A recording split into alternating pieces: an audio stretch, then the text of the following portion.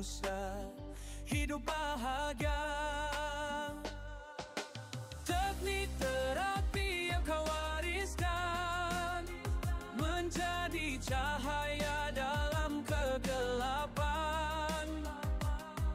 Anxiety, stres, kemurunan dapat dihadapi dengan keilmuan. Kami terapis kognitif penuh dedikasi membimbing jiwa yang sedang diuji, menghapus lagu, membina percaya demi kesehatan mental yang sejahtera.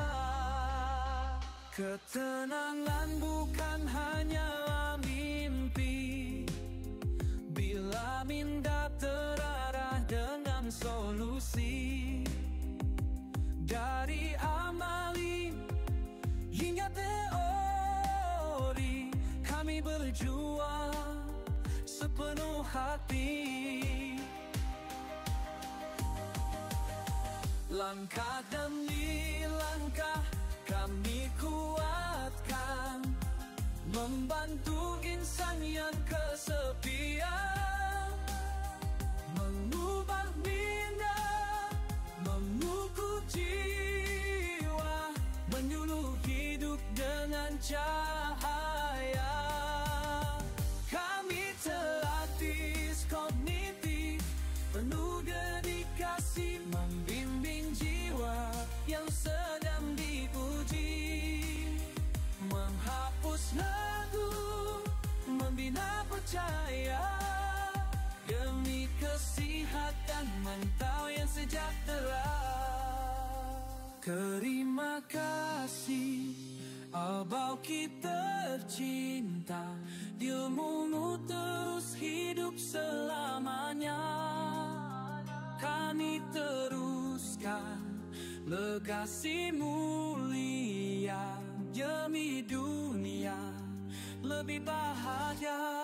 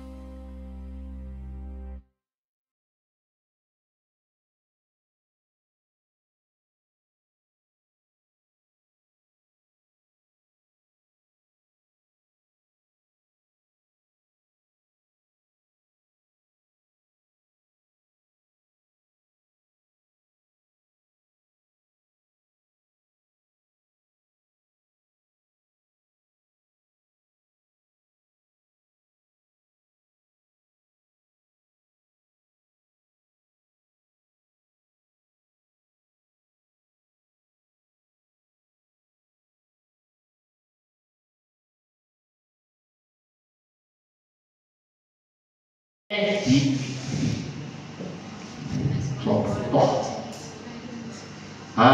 asyik kan marah ya, dengan cikgu, dengan parent, jadi dia jadi trauma. Bila trauma terbentuk dalam otak dia, jadi otak dia akan keluarkan ayat, aku takut gagal, aku takut gagal. Sebut pada tahun sebelah, buat tangan macam ni, zikir keluar, sebut pada zikirnya keluar, aku takut gagal, aku takut gagal, aku takut gagal. Ada bentuk satu ayat dalam fikiran dia. Faham sangat ni, jelas? Sebut pada orang sebelah. Jadi dia tahu bahawa punca akarnya dia mengalami trauma kena marah subjek matematik, kena marah subjek bahasa Melayu, bahasa Inggeris, sehingga menyebabkan otak dia itu berfikir takut gagal. Bukan awak, tapi saya memang sangat nyampah dengan seorang ni. Saya rasa tak puas hati dengan orang ni, dan saya rasa macam nak ikam dia orang.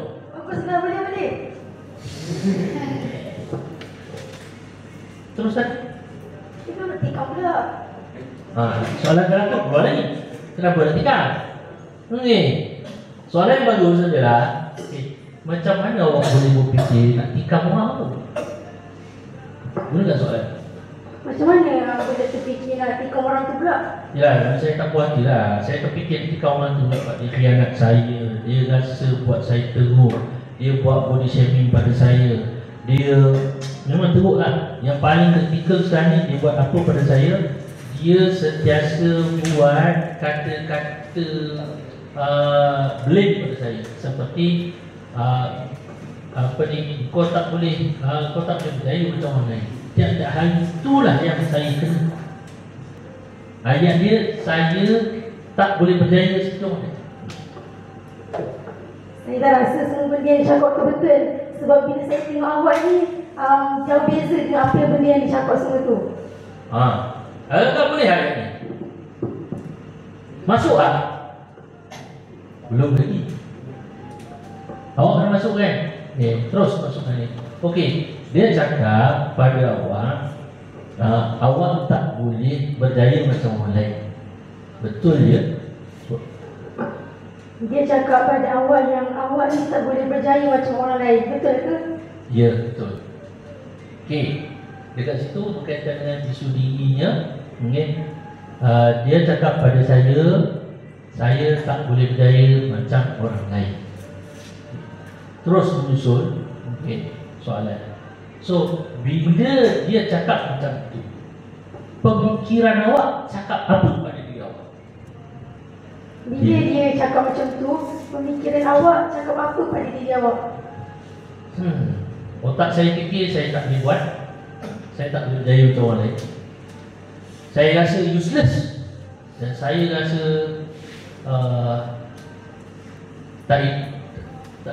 saya rasa useless lah.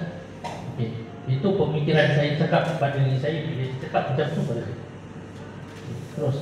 So, bila orang tu cakap pada orang macam tu, apa perasaan yang wujud pada dia?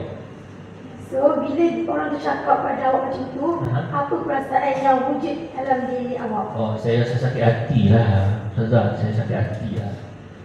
Saya sakit hati, saya kecewa, saya menangis, dan saya rasa sangkau. Balik. Okey, awak rasa